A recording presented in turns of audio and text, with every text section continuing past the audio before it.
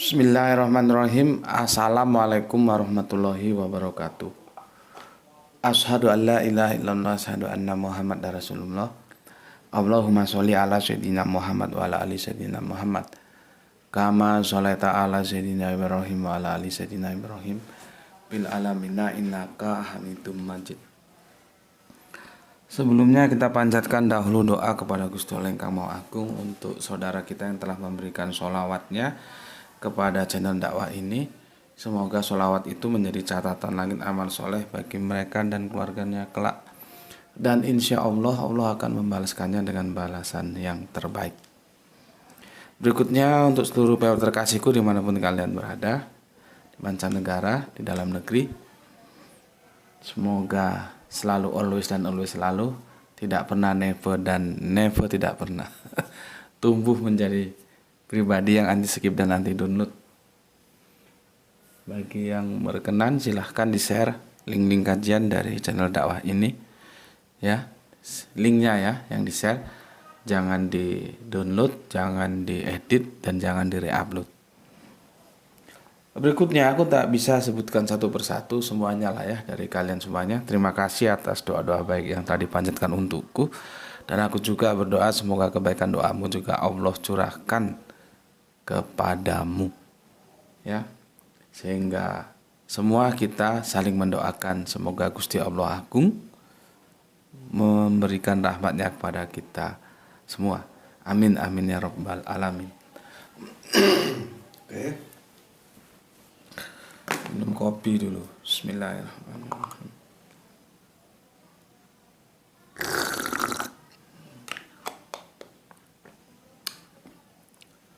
Aku akan membayar hutangku. Sudah 2 kali diingatkan, jadi nggak enak juga kalau nggak dibayar-bayar. Ini dari Kang Mas Junet 9870, saudara kita yang ada di Depok ya. Dia diajukan requestnya itu di tajuk ketika kita membahas ijazahku asli loh, korelasi antara kecerdasan dan selembar kertas. Ini untuk yang kedua, ini dia ingatkan. Assalamualaikum, waalaikumsalam warahmatullahi wabarakatuh. GM. Oke, makasih. Junet hadir Depok. Minta tolong diterangkan Nabi Muhammad diutus untuk mengeluarkan umat dari gelap dan kebodohan. Gelap dari apa dan bodoh dari apa? Mungkin ya, banyak yang belum memahami tentang hal tersebut. Terima kasih atas perhatiannya. Salam Isra. Oke, salam Isra juga untukmu. Untuk yang request yang lainnya mohon bersabar ya. Kita tunaikan dulu apa yang di request oleh Kang Junet ini ya. Semoga yang lainnya setia dalam antrian ya. Yang jelas sudah masuk antrian requestnya ya. Tinggal nunggu jadwalnya aja nanti. Kang Junet 9870. Berarti judul atau tajuknya ini apa enaknya ini? Ya, dia bilang Nabi Muhammad diutus untuk mengeluarkan umat manusia dari kegelapan dan kebodohan. Gelar apa dan bodoh apa? Gelap apa dan bodoh apa? Berarti gini aja judulnya ya, gelap ya dan bodoh ya menurut Al-Quran ya. Gelap dan bodoh menurut Al-Quran itu apa gitu. Oke, sebelumnya aku bacakan request tanda penghormatanku kepada kalian semua. Dari request yang masuk, kita awali dari Kang Arif Muksinin Tuban hadir Gus. Minta doanya supaya bisa mendidik ilmu agama kepada istri saya yang juga seorang mualaf. Semoga sampai akhir hayat tetap dalam nikmat iman dan Islam. Amin amin ya robbal alamin. Semoga Kang Mas Arif bisa sukses mendidik permaisurinya yang mualaf ya. Dan nanti kalau punya putra putri juga jangan lupa dididik seperti bagaimana kita seharusnya mendidik. Karena nanti tanggung jawab edukasi itu ada di kita, di suami ya. Oke, semoga sukses memberikan pencerahan-pencerahan tentang Islam kepada permaisuri tercinta yang memang mualaf. Oke, dari Tuban kita ke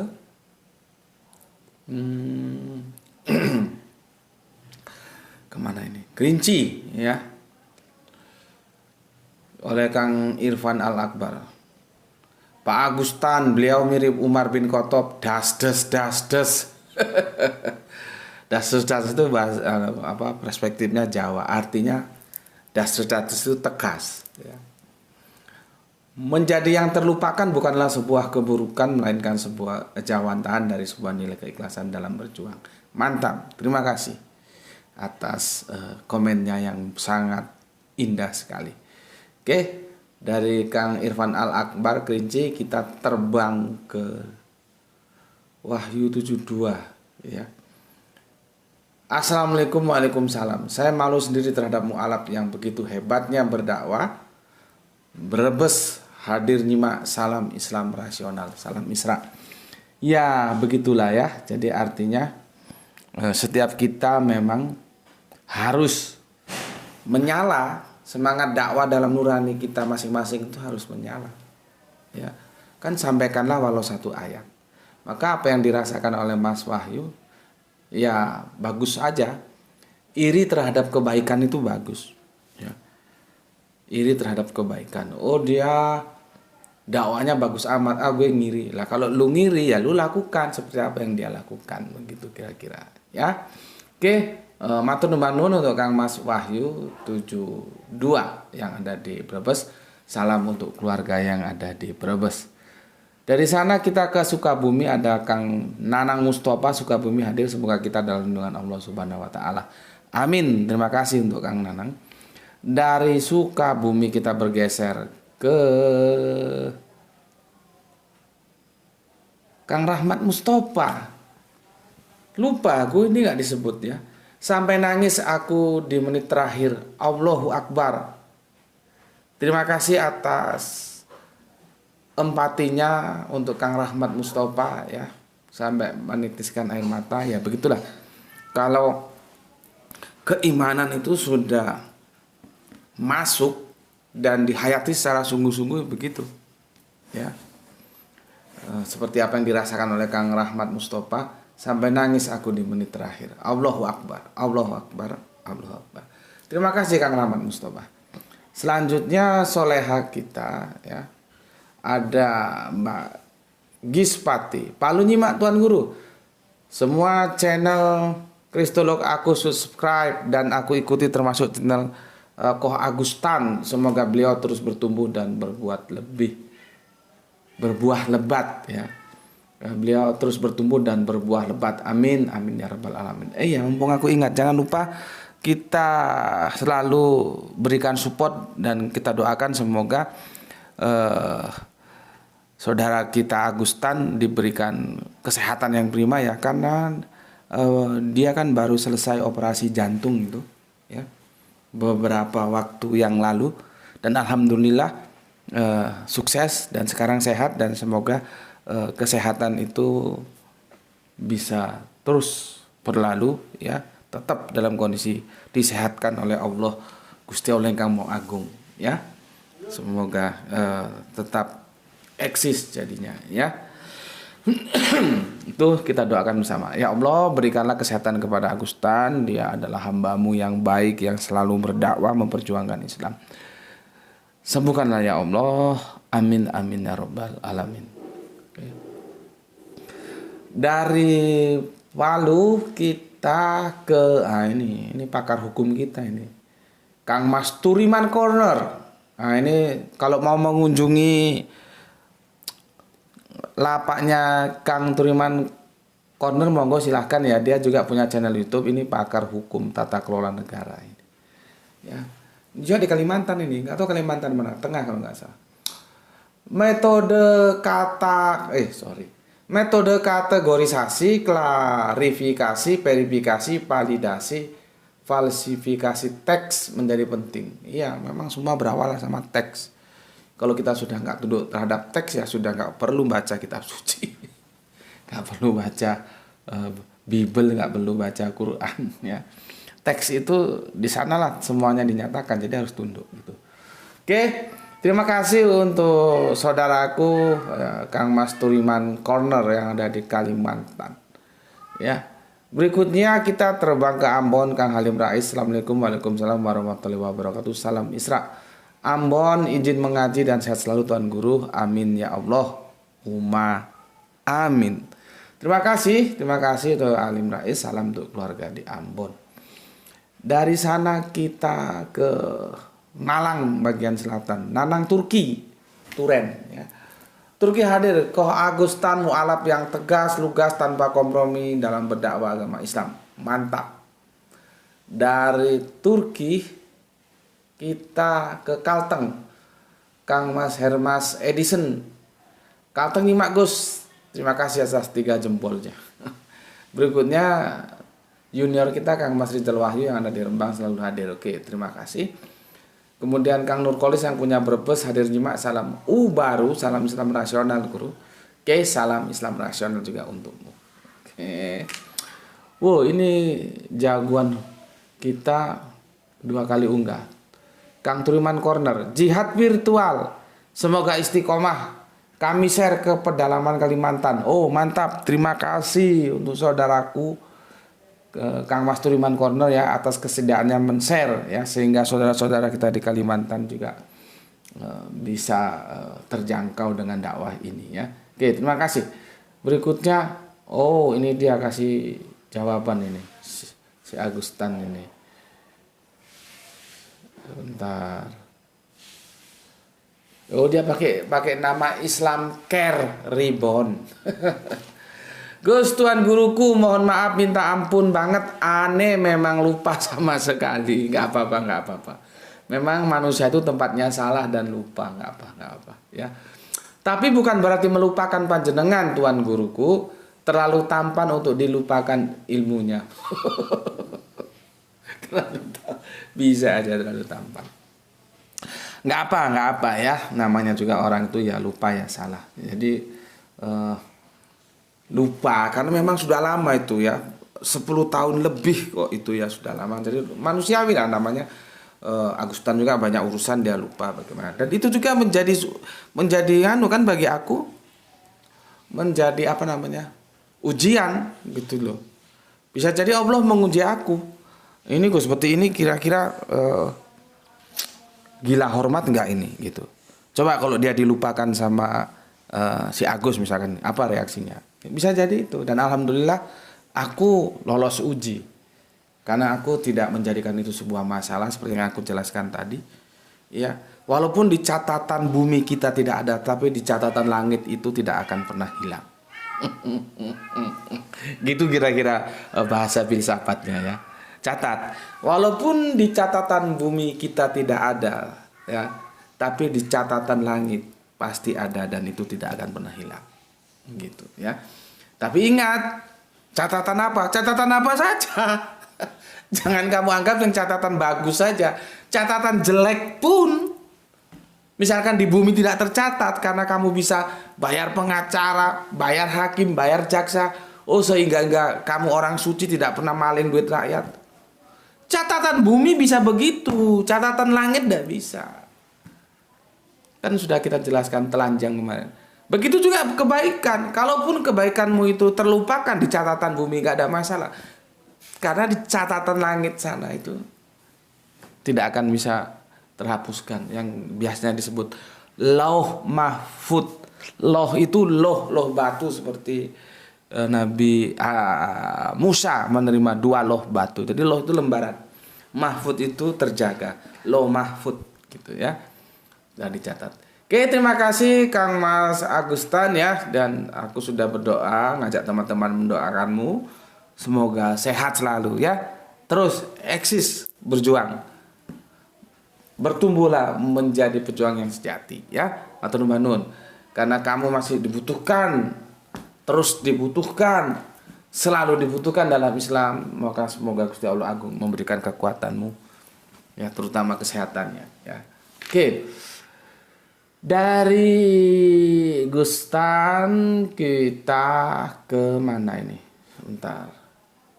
Udah mungkin channel dia Islam Kerebon ini mungkin ya. Angesti Puja, alhamdulillah Malang hadir. Oke, terima kasih kok tumben ini ada Angesti Puja. Semoga betah di sini ya. Ini ada tamu baru. Oke, matur nuwun untuk Angesti Puja yang ada di Malang. Dari Malang kita terbang ke Jogja, Mas Edi Margono. Assalamualaikum, waalaikumsalam warahmatullahi wabarakatuh. Salam untuk keluarga di Jogja. Terus kita ke Bangka Belitung. Iya. Jamali Nasur ini mana? Enggak nyebut dia. Alhamdulillah. Nyimak lagi Sukron. Oke, terima kasih. Tolong sebutkan ya Kang Jamalia. Ini Kang atau Mbak ini Jamalia Nasuri? Ini kacau enggak. Ini Mas Putu Suasana. Oke, terima kasih. Assalamualaikum Gus. Waalaikumsalam warahmatullahi wabarakatuh. Gus Beti sehat selalu, ikut nyimak. Oke, terima kasih atas doanya. Semoga dirimu bersama keluarga juga sehat selalu. Terima kasih Kang Mas Putu Suasana.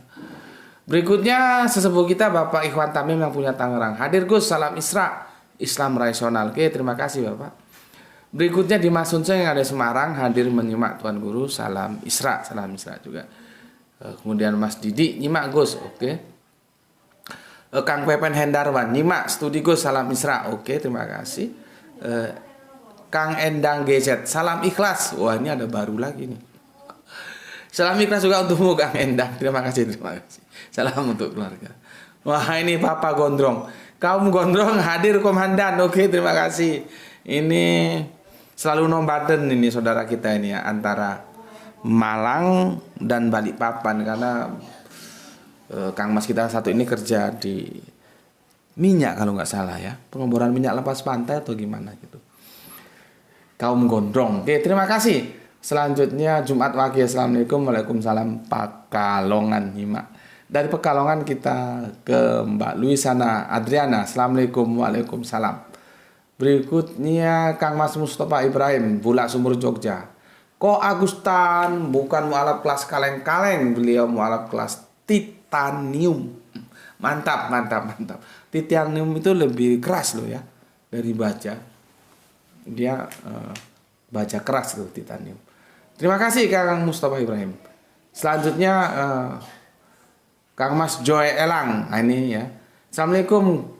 Gus, tanya dong Gusti itu apa ya? Karena di Bali banyak Gusti. Terima kasih, senantiasa sehat selalu semuanya. Oke, sudah kita jawab tadi pagi di Mampir Ngombe. Silahkan disaksikan di sana. Salam untuk keluarga di Bali, untuk Kang Mas Jo Elang. Beli Jo Elang. Sudah dijawab Mas Jo Elang ya di Mampir Ngombe pagi tadi. Silahkan disaksikan tentang Gusti ya. Kemudian Kota Kembang Bandung, Kang Mas El Diablo nyimak. Oke, terima kasih.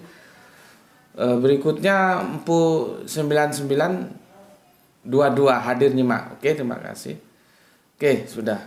Ya, sekarang kita ke tajuk kita, yaitu apa ini? Gelap dan bodoh menurut Al-Quran. Apa gelap itu? Apa bodoh itu menurut Al-Quran? Bismillahirrahmanirrahim.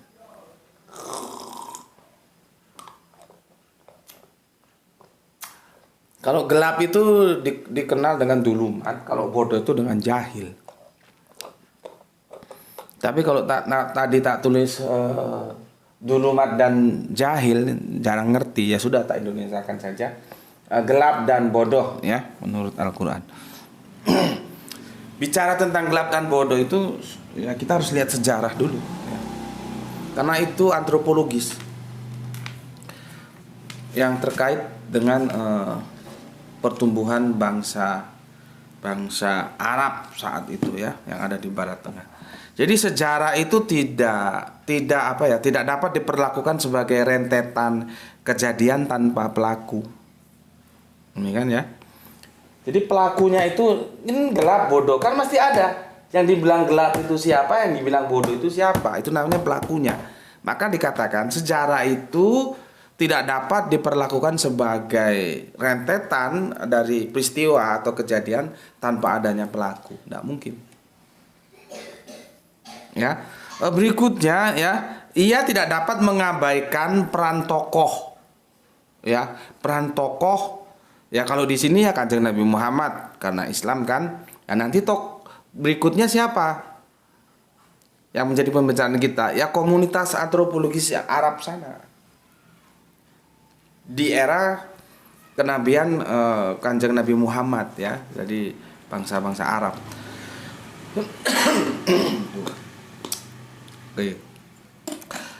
Orang Arab itu ya, kita tahu orang Arab itu ya. Bentar, minum dulu. Bismillah.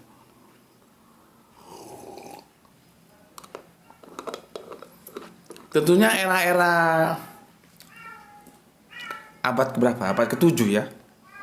Itu ya yang petani ya ada sih, yang petani tentunya ada nanam kurma dan segala macamnya. Tetapi lebih dikenal mereka ya, setiap orang Arab itu kalau bukan pedagang ya maklar gitu ya.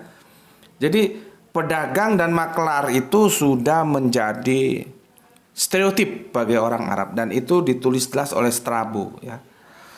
Seorang perwira tentara Romawi yang ikut berperang di Jazirah Arab dan menuliskan pengalamannya. Jadi Strabo mengamati Arab itu kalau enggak pedagang ya maklar gitu ya. Seperti Ibunda Khadijah itu pedagang itu tambah besar itu ekspor import ya. Terus Bapak Abdullah juga pedagang ya. Itu contoh-contoh tokoh-tokoh yang kita kenal. Jadi dari Sam atau dari mana, daerah mana, dibawa kemana. Jadi dagang itu bukan sesuatu yang aneh. Kalau begitu nggak bisa dong dibilang bodoh. Pinter dagang kok. Ya, pinter dagang. Dibilang gelap, apanya yang gelap?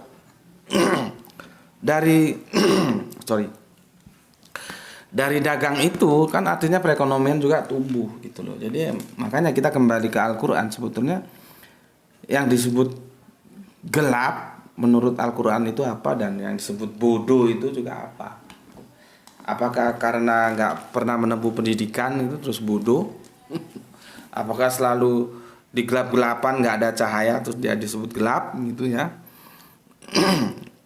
Oke, di sini aku jelaskan dulu ya. Sorry, ini batuknya belum hilang-hilang. Seperti yang kita tahu, jahiliyah itu bodoh ya, jahil kamu, bodoh kamu. Itu bahasa Arab ya, merupakan akar istilah jahiliyah adalah bentuk kata kerjanya itu yang pertama ya, yaitu jahala, yang artinya ya blow on itu bodoh. Jadi kalau kamu merasa loh itu Gus Putih kok bodoh gitu ya, bodoh kamu, blow on kamu. Di Al-Qur'an juga ada jahil ya. Tapi jahil dari apa kita diskusikan sekarang ya.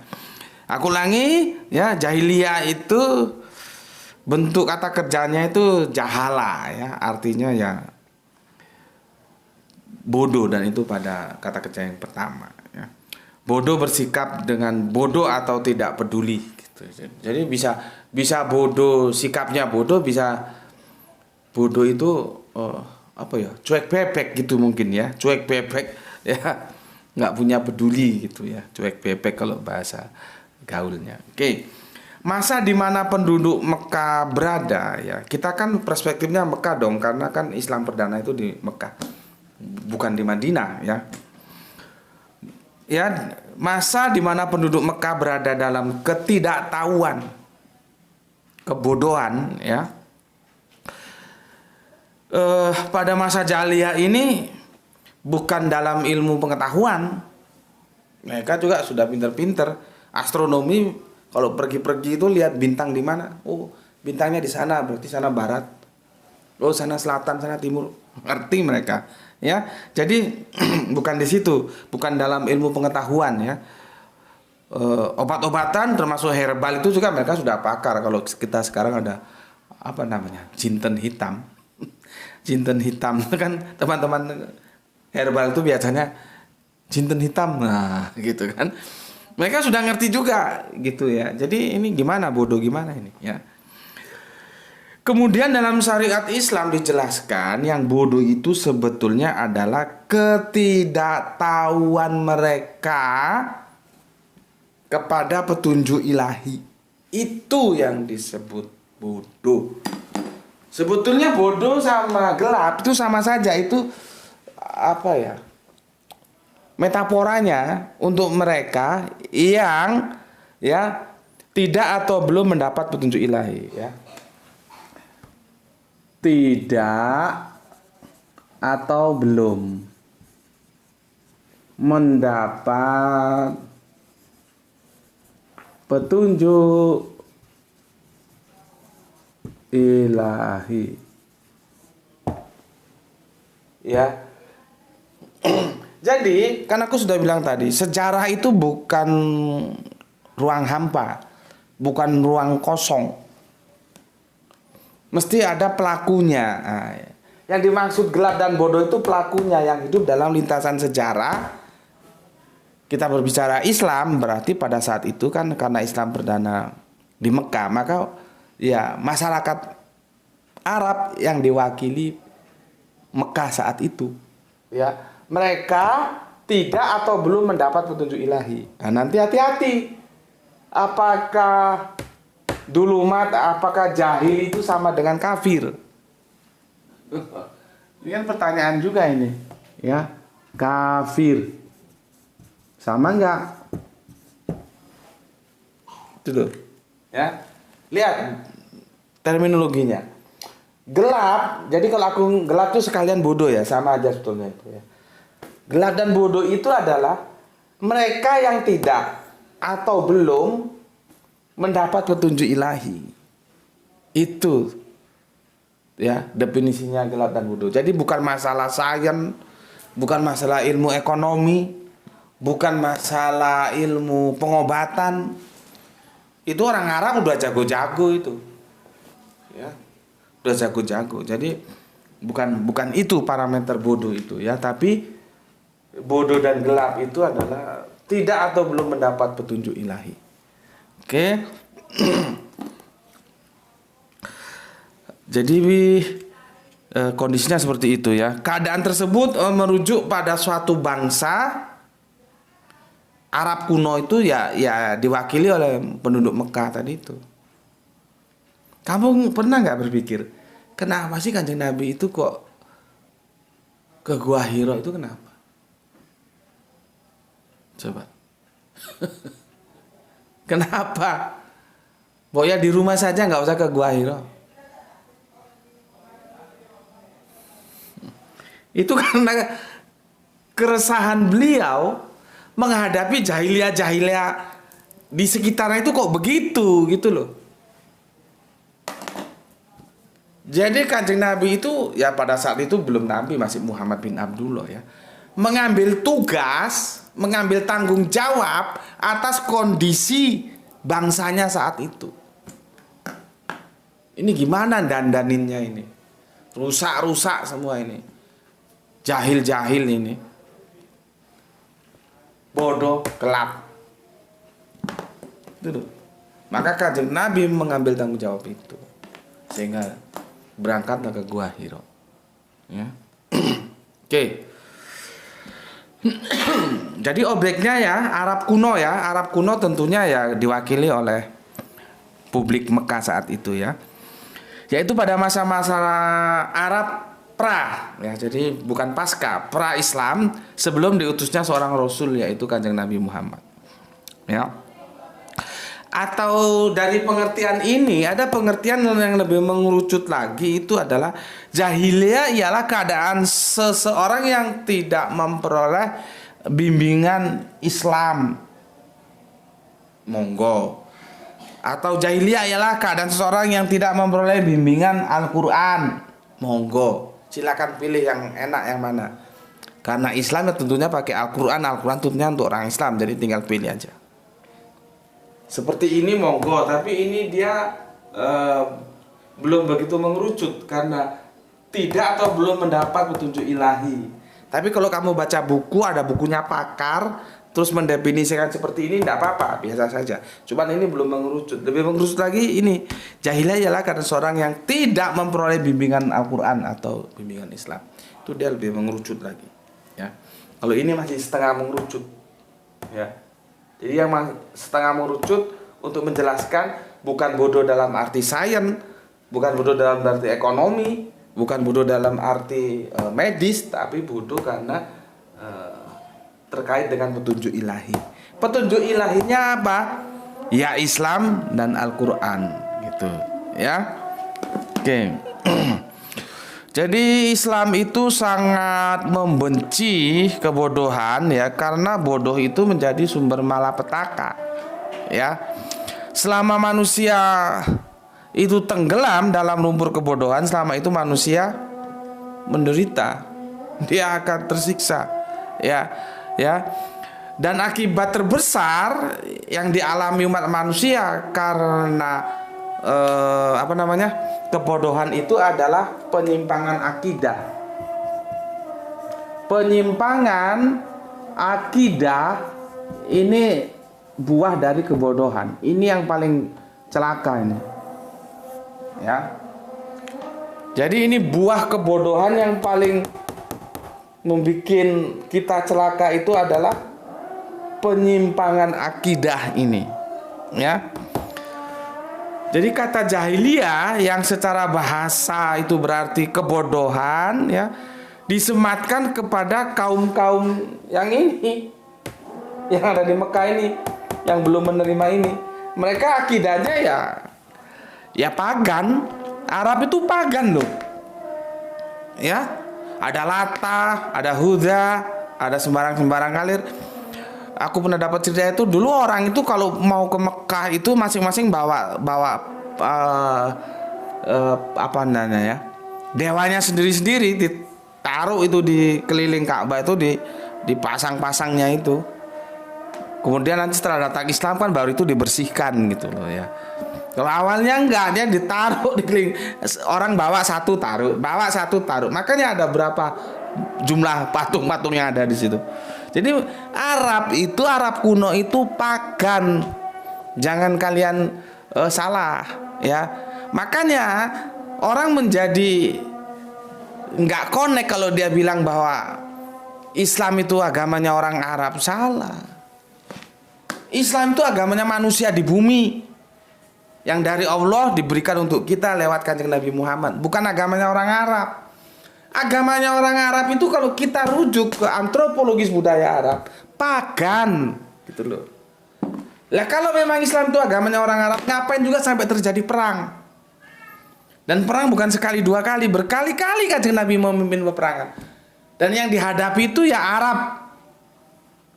Itu kan membantah sebuah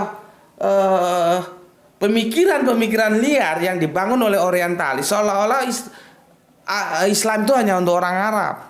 Islam itu Arab, bukan. Lah kalau Islam itu agamanya orang Arab kan tidak perlu perang. Orang Kanjeng Nabi itu dimusuhi karena mendakwakan Islam kok. Artinya mereka bukan Islam, ya memang bukan Islam apa? Pagan. Ya, ini kadang-kadang dalam diskusi-diskusi di kampus-kampus juga orang kadang-kadang nggak ngerti, dikirain Islam itu agamanya orang Arab gitu kan. Kalau kita lihat agamanya orang Arab itu justru pagan gitu. Ya. Jadi Islam itu agamanya apa? Agamanya seluruh orang di bumi, seluruh manusia di bumi. Itu Islam itu untuk seluruh manusia di bumi. Tinggal masalahnya orangnya mau apa enggak. Ya, jadi bukan khusus untuk orang Arab doang, bukan. Oke, ya, kebodohan terbesar itu adalah penyimpangan akidah, ya, penyimpangan akidah. Kata jahiliyah yang secara bahasa berarti kebodohan itu disematkan kepada kaum musyrikin. Ya, dia musyrik, mencampur. Kenapa disebut musyrikin? Kenapa disebut mencampur? Mereka sudah kenal Allah loh. Orang pagan itu kenal Allah. Dari apa? Dari mana? Dari apa yang pernah didakwakan oleh Kanjeng Nabi Ibrahim dilanjutkan ke Kanjeng Nabi Ismail. Maka disebut syirik. Syirik itu apa? Mencampur. Mencampur apa? Mencampur Allah dengan yang lain. Itu syirik. Orangnya musyrik. Lah kalau mereka nggak mengenal Allah, bagaimana mau dikatakan syirik? Apanya yang dicampur? Nggak ada. Namanya saja, bapaknya Kanjeng Nabi Muhammad, berarti kan Islam belum ada. Sudah Abdullah, abdinya Allah. Mereka kan sudah mengenal satu nama agung itu, Allah. Mereka sudah kenal. Dari mana? Dari bapak Abraham. Kita nyebutnya Ibrahim, terus ke Kanjeng Nabi Ismail, terus ke bawah. Ya, jadi mereka musyrik, mencampur Allah dengan yang lain. Ini aku jelaskan supaya kamu tahu. Jangan ada dalam pandanganmu orang Arab itu mengenal nama agung Allah itu setelah datang Islam. Enggak, sebelum Islam datang mereka sudah kenal gitu loh. Ya, bagaimana YHWH menjadi alif lam lam ha itu nanti lain lagi ceritanya. Ya. Oke. Jadi syirik itu sesuatu yang sangat menjijikkan, buah dari apa? Kebodohan, kegelapan itu ya. Jadi penyimpangan akidah itu syirik itu ya. Oke, apalagi yang perlu aku jelaskan di sini ya. Jadi menurut para ulama ya, pada asalnya kata jahiliyah itu merujuk pada makna kondisi bangsa Arab ya. Sebelum Islam ya. Diliputi kebodohan ya tentang bagaimana seharusnya orang itu beragama ya, tidak mengerti. Kemudian diutuslah Kanjeng Nabi Muhammad gitu ya, diutus Kanjeng Nabi Muhammad. Pertanyaanku sekarang, sama enggak orang jahiliyah, orang kegelapan ini sama orang kafir, sama enggak? Coba jawab dulu. Bisa nggak orang jahiliyah yang hidup di dalam kejahiliannya, hidup dalam kegelapannya, dulumat jahil itu bisa nggak disebut kafir? Nggak bisa, ya, nggak bisa. Lihat penjelasanku. Gelap atau bodoh itu sama saja sebetulnya, ini metaforanya. Metafora untuk apa? Untuk mereka yang tidak atau belum mendapat petunjuk ilahi. Kalau dikerucutkan lagi Al-Quran, kerucutkan lagi Islam. Jadi tidak atau belum, itu disebut gelap, dulumat, bodoh, jahil. Ya, lihat, tidak atau belum. Kalau kafir itu bukan bodoh, bukan jahil, bukan dulumat. Kafir itu menutup dari apa? Dari Islam. Artinya apa? Mereka didakwai dulu. Setelah didakwai, ini loh Islam, mereka menutup, tidak mau menerima. Nah, itu baru kafir. Kalau ini belum atau tidak kok, ini Islam belum disampaikan. Ya, jadi ini memang beti, tapi kamu harus tahu bahwa jahiliyah dan dulumat itu tidak bisa disebut kafir. Kafir itu setelah mereka disampaikan Islam. Nah, nanti kita tunggu mereka menutup atau membuka. Kalau menutup, ya kafir. Dan aku berulang kali bilang, kafir ini bukan ejekan, istilahan apa? Menutup. Jadi kalau ini orang kota nggak tahu ya, kalau anak desa ada tombak itu ya, tombak. Kita nanam jagung setelah tanahnya dipacul, itu diginiin.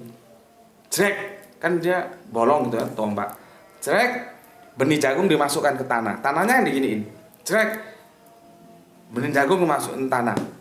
Lalu ditutup dengan tanah. Setelah benih jagung masuk ke dalam, ditutup dengan tanah. Itu namanya kafir ini, menutup. Ngerti? Jadi kafir itu bukan ejekan. Ini yang seharusnya kita jelaskan kepada mereka. Jangan terus diganti menjadi non muslim kan kacau. Ya. Jadi kacau. Bismillahirrahmanirrahim. Paham ya? Jadi bodoh atau gelap ini nggak sama dengan kafir. Gini aja supaya gampang aku jelaskan. Kalau kamu nyusun skripsi atau nyusun disertasi nanti itu kan kamu harus bikin cover. Nah, cover.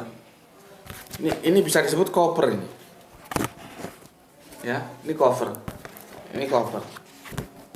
Artinya menutup yang di dalam ini. Ya, ada covernya.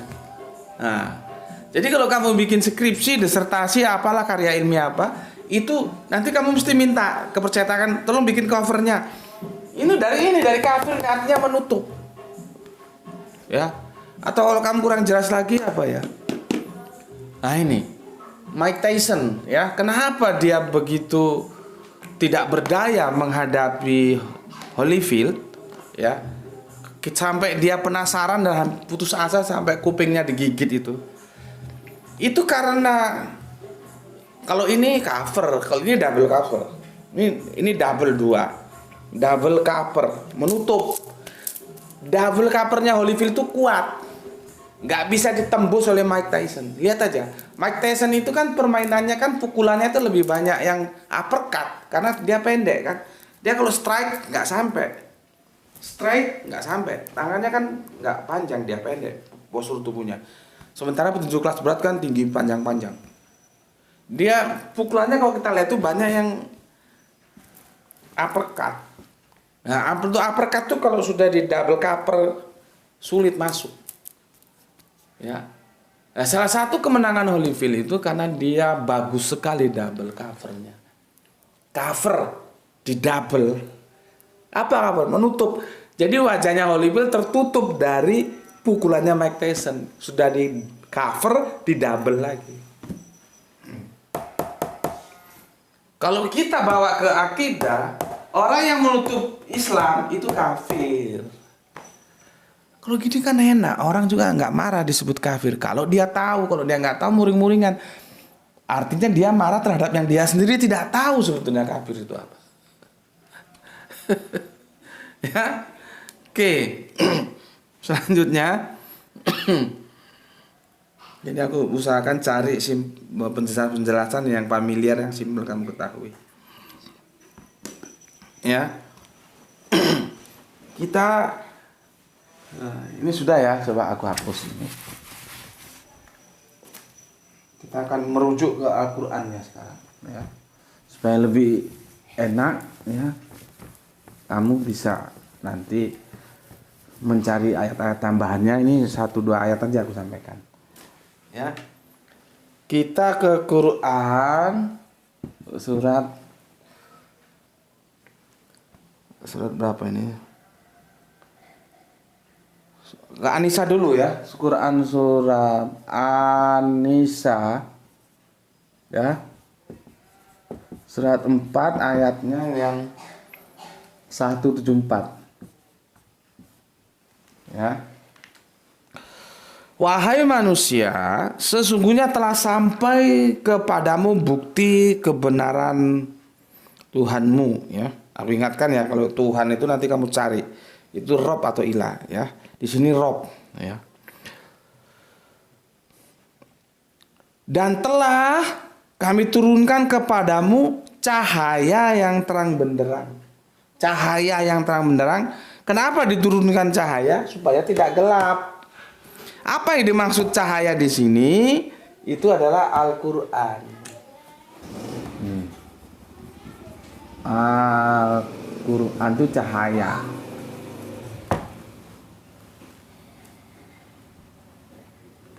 Bisa diikuti? Oke. Sekarang aku bawa kamu ke surat Al-Baqarah ayat yang 257. Quran surat Al-Baqarah surat yang kedua ayatnya 157. Ini banyak orang ngerti lah ini ya. Ini sering di khotbah-khotbah itu sering dibacakan oleh para khotib ya. Masalah khotibnya tahu apa enggak ayat ini tuh urusan lain lah ya. Tapi yang jelas para khotib sedang membawakan ayat ini ya. Kadang-kadang kan orang baca ayat itu pasif tapi belum tentu dia tahu maksudnya kemana. Ya. Begini, Allah pelindung orang yang beriman. Jadi orang yang beriman itu pelindungnya Allah gitu loh ya. Dia mengeluarkan mereka orang yang beriman dari kegelapan kepada cahaya. Dari gelap ya. Itu dikeluarkan dibawa kepada cahaya. Ya. Kalau kita lihat di sini zulumat ini. Dari zulumat ya ilan nur. Nih loh. Ya, dari sini dibawa ke sini. Itu orang apa? Orang yang beriman. Pelindungnya siapa? Allah. Nanti ada lagi terusannya ya. Dan orang-orang yang kafir, yang menolak tadi itu, yang menutup tadi itu, ya, pelindungnya dia punya pelindung juga dia. Siapa? Sayatin atau setan yang mengeluarkan mereka dari cahaya ini ya. Cahaya itu menuju gelap justru. Dari nur menujunya ke zulumat. Ini apa? Kafir. Anunya apa? Setan.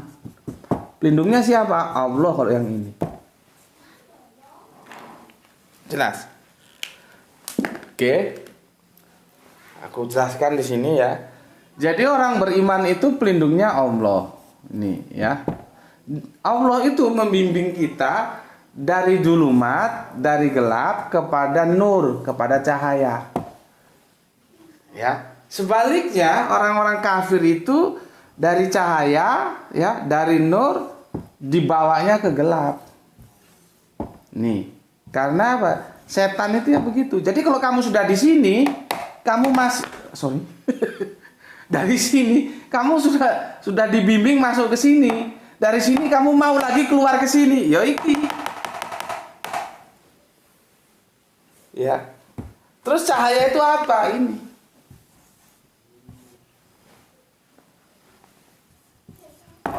Al-Quran. Jelas. Di sini kita bisa lihat apa bahwa ini tuh harus kamu jaga. Kan aku sering kan ngajak kamu di setiap nutup acara jaga Allah, jaga Kanjeng Nabi, jaga Al-Quran. Itu adalah bingkai imanmu sampai kamu menutup mata. Artinya kamu sudah di sini, jangan sampai seperti ini. Ya, sudah di sini balik lagi ke sini, ya, jadinya begini petanya. Dari sini justru ke sini dia. Jangan sampai begini. Hidup sekali kok kamu kebelangsak begini. Jadi ketika kamu dari sini sudah terus dibawa ke sini, pertahankan ini. Ini dipertahankan. Ini dipertahankan. Ya, supaya kamu terus dalam cahaya, dalam keterangan, tidak dalam gelap. Oke, ya, sudah ya, yang gelap ya. Sekarang yang bodoh, Ini aku hapus nanti kalau kamu kurang jelas di screenshotnya. Sekarang yang bodoh. Ini oleh para pejuang-pejuang Islam sering dikutip juga ayat ini. Tapi kalian tahu enggak gitu loh ya, kemana sebetulnya arah ayat itu? Ya, oke. Ini adalah Quran surat Al-Maidah surat yang kelima ayat yang 50. Aku pernah diskusikan ini dengan sahabatku yang almarhum Ustadz Aresi ya. Kami diskusi ini ya lumayan juga ya. Jadi begini katanya.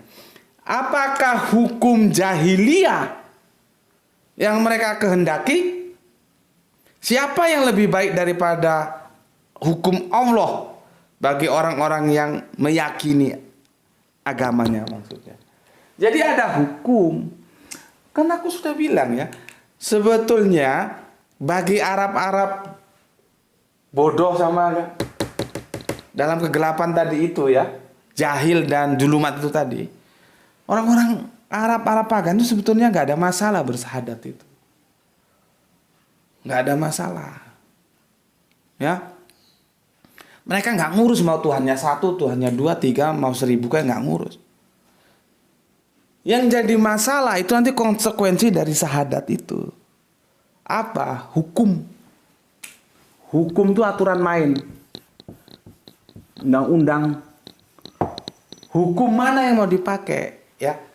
Apakah hukum jahiliyah atau hukum Allah? Ini loh, masalahnya di sini. Kalau soal mereka bersahadat itu, Mbak, 1000 kali bersahadat 1 hari nggak ada masalah.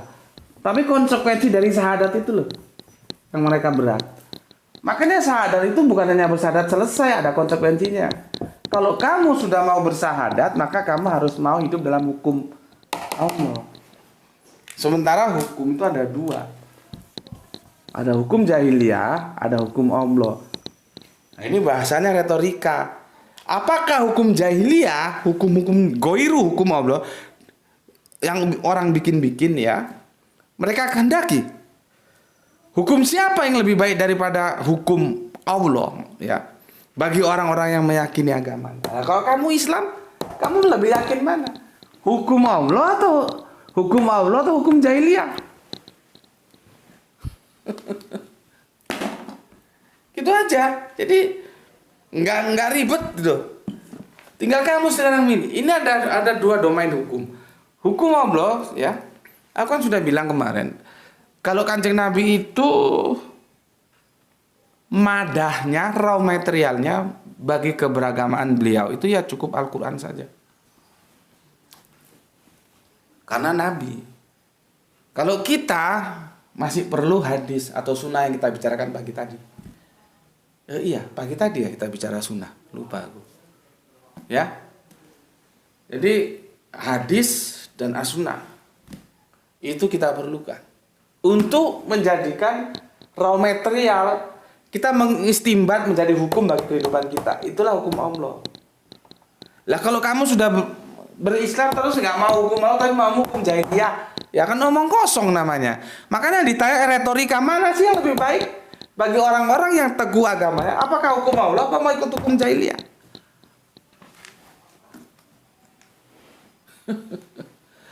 Nah, kalau hukum Allah, maka setiap apa yang dilakukan itu rujukannya harus ke Al-Quran, As-Sunnah.